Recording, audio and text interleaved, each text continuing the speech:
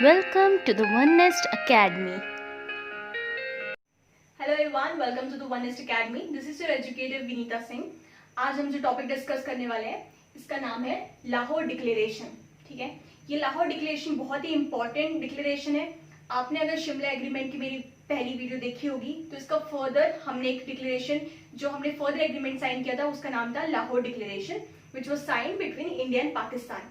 सो वो क्यों साइन हुआ, उसके तहत क्या क्या डिक्लेरेशन हुआ, वो हम आगे की वीडियो में डिस्कस करेंगे। तो जो पहले मैं बताती हूँ कि रीजन क्या था इस डिक्लेरेशन को साइन करने का, इस ट्रीटी को साइन करने का। तो हम स्टोरी फॉर्मेट में पढ़ते हैं ताकि आपको कुछ भी चीज रटने की जरूरत ना पड़े।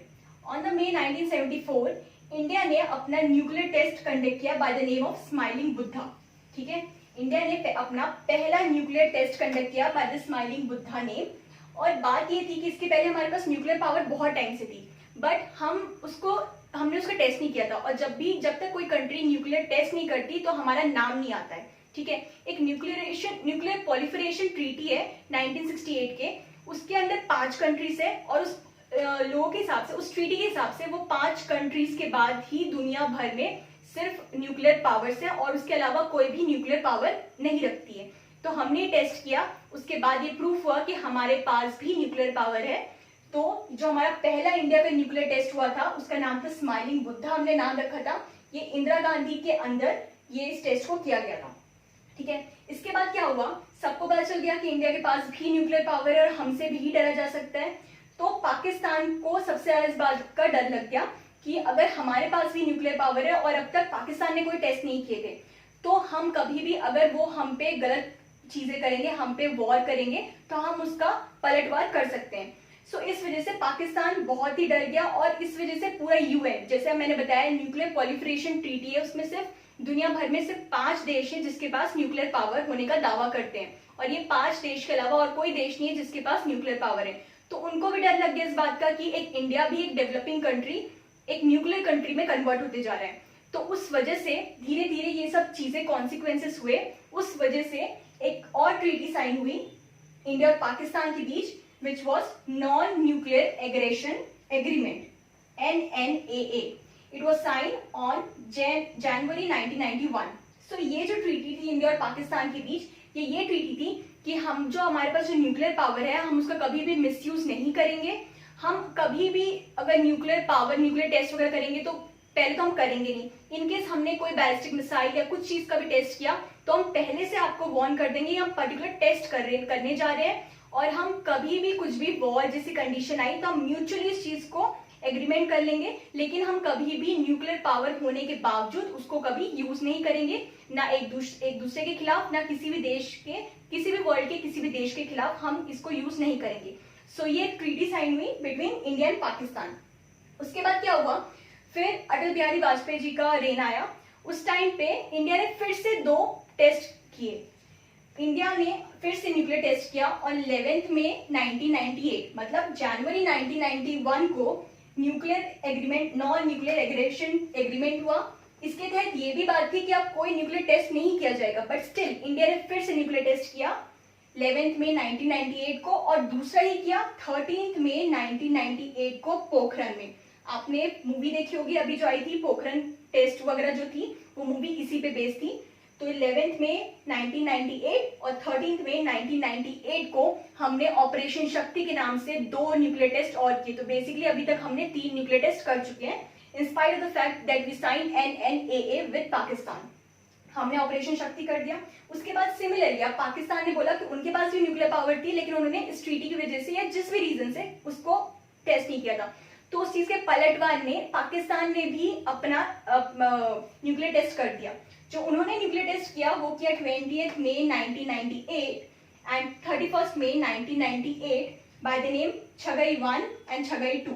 छगई वहां पे एक जगह है पाकिस्तान में, उसके नाम से उन्होंने छगई 1 जो उन्होंने 28 मई 1998 को की और छगई 2 ऑन द डेट 31 मई 1998 को उन्होंने दूसरा न्यूक्लियर टेस्ट कर दिया। अब हुआ क्या, इसको देखते हुए यूएन तो पूरा हिल गया। अब उनको लगा हमने जो यूएन जो प्लेटफॉर्म, इंटरनेशनल प्लेटफॉर्म है, इंडिया पाकिस्तान दोनों ने वहां पे अपना भरोसा खो दिया। हमने नॉन पॉलिफरेशन ट्रीटी को वैसे ही उसके हिस्सा नहीं है, तो हमने जो नॉन एग्रेशन ट्रीटी साइन किया था, NNAA साइन किया था, उसके तहत ये भी था कि हम कभी कोई फ्यूचर टेस्ट नहीं करेंगे, बट उसको हटाते हुए, उसका उल्लंघन करते हुए इंडिया ने भी टेस्ट किया और पाकिस्तान ने भी टेस्ट किया। तो इस वजह से क्या हुआ, हम लूज कर दिए अपना ट्रस्ट। तो हमें ट्रस्ट स्टैब्लिश करना था इंटरनेशनल प्लेटफॉर्म में और एक दूसरे के लिए भी, इंडिया पाकिस्तान को एक दूसरे के लिए ट्रस्ट और इंटरनेशनल प्लेटफॉर्म में ट्रस्ट स्थापित करना था। उस वजह से हमने लाहौर डिक्लेरेशन साइन किया। सो आपको होपफुली समझ आ गया हो कि लाहौर डिक्लेरेशन साइन करने का रीजन क्या था। So this declaration was signed between India and Pakistan on 21 February 1999 to gain the world's peace and trust. ठीक है, वर्ल्ड में यूएन प्लेटफॉर्म में हम दोबारा अपना ट्रस्ट स्थापित कर पाए। उस रीजन से हमने 21 February 1999 को इंडिया और पाकिस्तान ने लाहौर डिक्लेरेशन साइन किया, जिसके तहत ये डिसाइड हुआ कि अब हम कभी भी न्यूक्लियर टेस्ट नहीं करेंगे, न्यूक्लियर बॉम्बिंग के लिए कभी गलत रीजन से हम न्यूक्लियर को यूज नहीं करेंगे पावर को, और कभी भी अपने आप को न्यूक्लियर पावर कंट्री बोलेंगे भी नहीं। सो इस टाइप की डिक्लेरेशन हुई, बट हमें इस चीज से कोई प्रॉब्लम नहीं थी क्योंकि इंडिया हमेशा से ही भाईचारे की भावना को प्रमोट करता है, तो हमें वैसे भी इसको यूज नहीं करना था। हमें बस ये दुनिया को बताना था कि हम भी न्यूक्लियर पावर देश हैं, जो कि हमने बहुत अच्छे से बता दिया था। तो उसके बाद हमने लाहौर डिक्लेरेशन साइन किया। जो लाहौर डिक्लेरेशन है, it was signed between Nawaz Sharif who was then the Prime Minister of Pakistan and Atal Bihari Vajpayee who was the Prime Minister of India। तो किसके रेन में हुआ? अटल बिहारी वाजपेयी जो कि प्राइम मिनिस्टर थे इंडिया के, and Nawaz Sharif who was the prime minister of Pakistan. तो क्या हुआ, इस जैसे मैंने बताया कि 21 फरवरी 1999 को ये डिक्लेरेशन साइन हुआ। तो 20 फरवरी को एक भाईचारे, एक ब्रदरहुड को प्रमोट करने के लिए न्यू दिल्ली से लाहौर की एक बस सेवा, एक बस सर्विसेज स्टार्ट की गई बाय द नेम सदाए सरहद। ठीक है, तो ये एक इंपॉर्टेंट फैक्ट है, तो आप इसको नोट कर लीजिए। सदाए सरहद एक दिन पहले, इस डिक्लेरेशन के एक दिन पहले, एक भाईचारे को प्रमोट करने के लिए ये स्टार्ट की गई। इस बस सेवा में 35 किलोमीटर का डिस्टेंस था।